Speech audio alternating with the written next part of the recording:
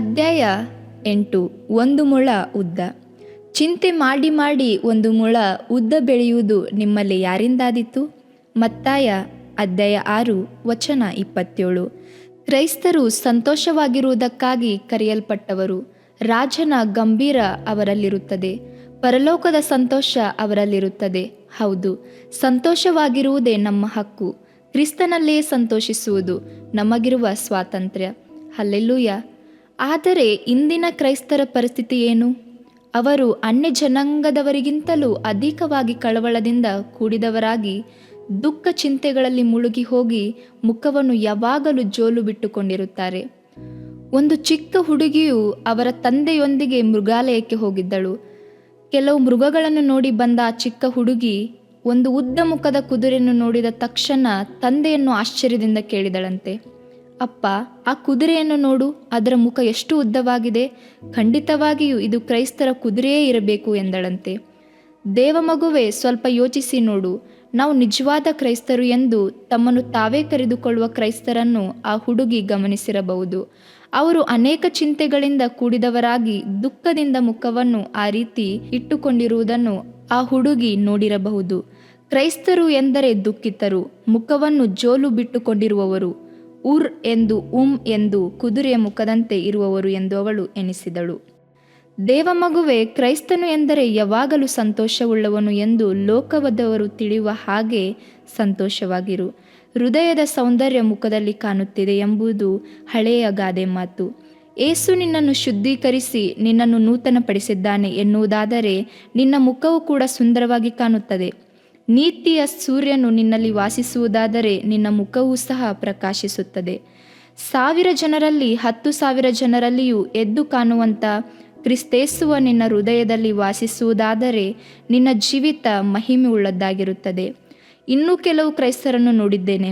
ಅವರೂ ಸಹ ಮುಖವನ್ನು ಉದ್ದ ಮಾಡಿಕೊಂಡೇ ಇರುತ್ತಾರೆ.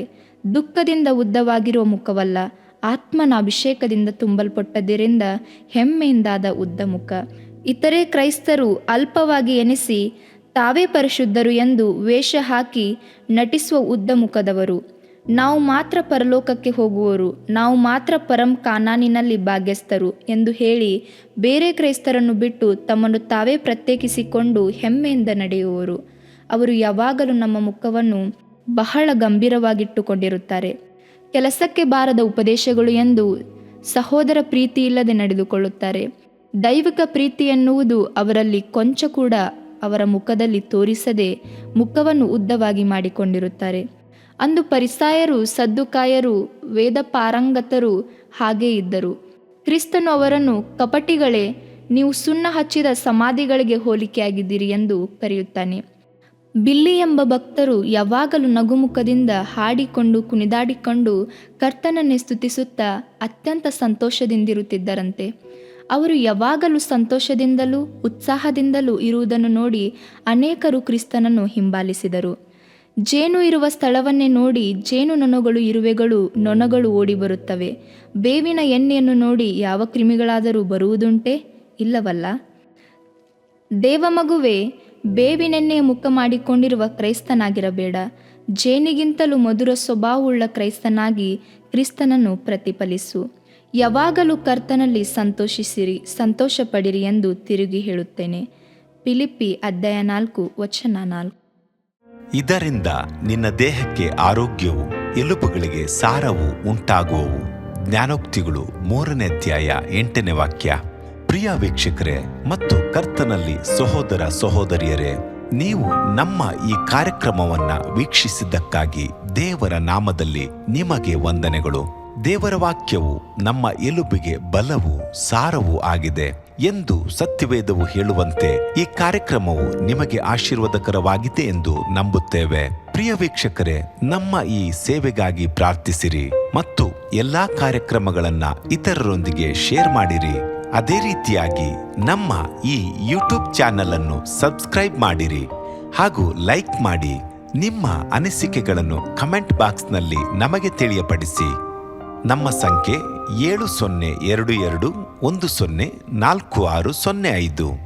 ಈ ಸಂಖ್ಯೆಗೆ ಕರೆ ಮಾಡಿರಿ. ಒಬ್ಬ ಪಾಪಿಯ ಪ್ರಾರ್ಥನೆ. ಯೇಸುವನ್ನು ರಕ್ಷಕನಾಗಿ ಅಂಗೀಕರಿಸಲು ಮಾಡಬೇಕಾದ ಪ್ರಾರ್ಥನೆ. ಪ್ರಿಯ ಪರಲೋಕದ ತಂದೆಯೇ, ಯೇಸುವಿನ ಹೆಸರಿನಲ್ಲಿ ನಾನು ನಿನ್ನ ಬಳಿಗೆ ಬಂದಿದ್ದೇನೆ. ನನ್ನ ಬಳಿಗೆ ಬರುವವರನ್ನು ನಾನು ತಳ್ಳಿಬಿಡುವುದೇ ಇಲ್ಲ. ಯೋಹಾನ 6:37 ಎಂದು ನಿನ್ನ ವಾಕ್ಯ ಹೇಳುತ್ತದಲ್ಲ. ಆದ್ದರಿಂದ ನೀನು ನನ್ನನ್ನು ತಳ್ಳಿಬಿಡದೆ ನನ್ನನ್ನು ಸೇರಿಸಿಕೊಳ್ಳುವಿ ಎಂದು ನನಗೆ ಗೊತ್ತಿದೆ. ಆದ್ದರಿಂದ ನಾನು ನಿನಗೆ ಸ್ತೋತ್ರ ಮಾಡುತ್ತೇನೆ.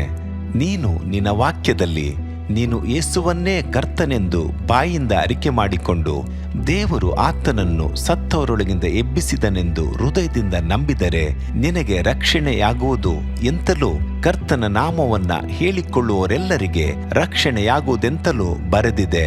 ರೋಮ 10:9 13ನೇ ವಾಕ್ಯ. ಯೇಸು ಕ್ರಿಸ್ತನು ದೇವಕುಮಾರನೆಂದು ನನ್ನ ಹೃದಯದಲ್ಲಿ ನಂಬುತ್ತೇನೆ. ನನ್ನನ್ನು ನೀತಿವಂತನನ್ನಾಗಿ ಮಾಡುವುದಕ್ಕಾಗಿ ಆತನು ಸತ್ತವರೊಳಗಿಂದ ಎಬ್ಬಿಸಲ್ಪಟ್ಟನು ಎಂದು ನಂಬುತ್ತೇನೆ. ನಾನು ಆತನ ನಾಮವನ್ನ ಹೇಳಿಕೊಳ್ಳುತ್ತೇನೆ. ಯೇಸುವೇ, ನೀನೇ ಕರ್ತನು.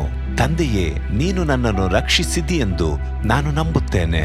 ನಿನ್ನ ವಾಕ್ಯವು ಹೇಳುತ್ತದೆ, ಮನುಷ್ಯನು ಹೃದಯದಿಂದ ನಂಬುವುದರ ಮೂಲಕ ನೀತಿಯು ದೊರಕುತ್ತದೆ, ಬಾಯಿಂದ ಅರಿಕೆ ಮಾಡುವುದರ ಮೂಲಕ ರಕ್ಷಣೆಯಾಗುತ್ತದೆ. ರೋಮ 10:10. ನಾನೀಗ ನನ್ನ ಹೃದಯದಲ್ಲಿ ನಂಬುತ್ತೇನೆ ಹಾಗೂ ಯೇಸುವೇ ನನ್ನ ಕರ್ತನೆಂದು ಅರಿಕೆ ಮಾಡುತ್ತೇನೆ. ಆದುದರಿಂದ ನಾನೀಗ ರಕ್ಷಣೆ ಹೊಂದಿದ್ದೇನೆ. ಅಪ್ಪಾ ತಂದೆಯೇ, ನಿನಗೆ ಸ್ತೋತ್ರ. ಲೂಕನು ಬರೆದ ಸುವಾರ್ತೆ 11ನೇ ಅಧ್ಯಾಯದಲ್ಲಿ ಬರೆದಿರುವಂತೆ, ನಿಮ್ಮಲ್ಲಿ ತಂದೆಯಾದವನು ಮೀನನ್ನು ಕೇಳುವ ಮಗನಿಗೆ ಮೀನು ಕೊಡದೆ ಹಾವನ್ನು ಕೊಡುವನೆ? ಅಥವಾ ತತ್ತಿಯನ್ನು ಕೇಳಿದರೆ ಚೇಳನ್ನು ಕೊಡುವನೆ? ಹಾಗಾದರೆ ಕೆಟ್ಟವರಾದ ನೀವು ನಿಮ್ಮ ಮಕ್ಕಳಿಗೆ ಒಳ್ಳೆ ಪದಾರ್ಥಗಳನ್ನ ಕೊಡಬಲ್ಲವರಾದರೆ ಪರಲೋಕದಲ್ಲಿರುವ ನಿಮ್ಮ ತಂದೆಯು ತನ್ನನ್ನು ಬೇಡಿಕೊಳ್ಳುವವರಿಗೆ ಎಷ್ಟೋ ಹೆಚ್ಚಾಗಿ ಪವಿತ್ರಾತ್ಮ ವರವನ್ನ ಕೊಡುವವನಲ್ಲವೇ ಅಂದನು. ತಂದೆಯೇ, ನೀನು ಕೇಳಿಕೊಳ್ಳುವವರಿಗೆ ಪವಿತ್ರಾತ್ಮನ ವರವನ್ನು ಹೇರಳವಾಗಿ ಕೊಡುವಾತನಾಗಿದ್ದಿ. ಆದ್ದರಿಂದ ನನ್ನ ಮೇಲೆಯೂ ನಿನ್ನ ಆತ್ಮನನ್ನು ಸುರಿಸಬೇಕಾಗಿ ಬೇಡಿಕೊಳ್ಳುತ್ತೇನೆ. ಕೀರ್ತನೆ 81:10 ಬರೆದಿದೆ, ಅಗಲವಾಗಿ ಬಾಯಿದೆರೆಯಿರಿ, ಅದನ್ನು ತುಂಬಿಸುವೆನು.